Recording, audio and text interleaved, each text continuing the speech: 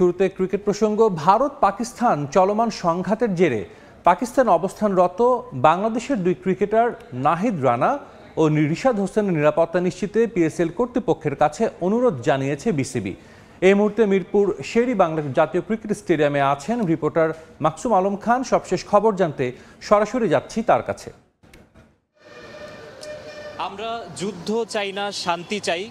South Asia আসলে যুদ্ধের পরিবেশ, মানে অন্যান্য বিভিন্ন দেশে যখন আমরা যুদ্ধের অবস্থা দেখেছি, সাউথ এশিয়ায় বিচ্ছিন্নভাবে ভারত পাকিস্তান উত্তেজনা থাকলেও এখন যে পরিস্থিতিটা তৈরি হয়েছে সেটা সাউথ এশিয়ায় শুধু ভারত পাকিস্তানই না, অন্যান্য দেশের জন্য, বাংলাদেশ সহ অন্যান্য সাউথ এশিয়ার অন্যান্য দেশের জন্য উদ্বেগজনক এবং এটার প্রভাব অবশ্যই খেলাধুলার উপরে পড়বে। কেননা সাউথ এশিয়া আমরা জানি খেলাধুলায় খুবই খেলাধুলা পাগল একটা অঞ্চল, বিশেষ করে ক্রিকেট। আমরা জানি মানুষ এখানকার মানুষ কতটা ক্রিকেট প্রেমী, এবং সেই ক্রিকেটেরও কিন্তু সেই শান্তির জায়গাটা বিনষ্ট হচ্ছে, উদ্বেগের জায়গা তৈরি হচ্ছে। বিশেষ করে বাংলাদেশের পাকিস্তান সফর নিয়ে উদ্বেগের জায়গা তৈরি হচ্ছে, এবং একই সঙ্গে এই মুহূর্তে পিএসএল অবস্থান করছে বাংলাদেশের দুইজন ক্রিকেটার নাহিদ রানা এবং রিশাদ হোসেন। তাদেরকে নিয়েও বিসিবির কিন্তু একটা উদ্বেগের জায়গা তৈরি হয়েছে।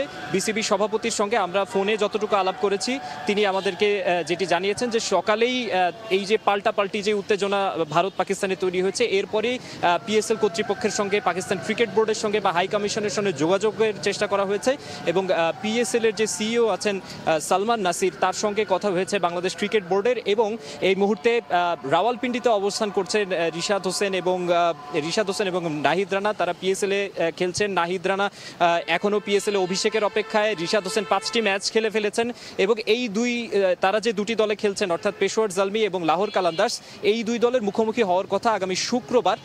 যদি নাহিদ রানার আগামীকালও একটা ম্যাচ রয়েছে, সেখানে যদি তার অভিষেক হয়ে যায় বা ওই ম্যাচে গিয়ে তাদের মুখোমুখি হওয়ার সুযোগ রয়েছে। এখন তাদের আসলে নিরাপত্তার বিষয়টা নিয়ে বিসিবি অনেক ভাবছে, এবং পিএসএল কর্তৃপক্ষকে তারা জানিয়েছে তাদের বিষয়টা যেন আলাদা গুরুত্বের সঙ্গে দেখা হয়। যদিও তাদের থেকে আশ্বস্ত করা হয়েছে যে না, এই ধরনের কোনো সমস্যা তারা নেই, এবং তারা সর্বোচ্চ গুরুত্ব দিয়ে বিষয়টি দেখবে।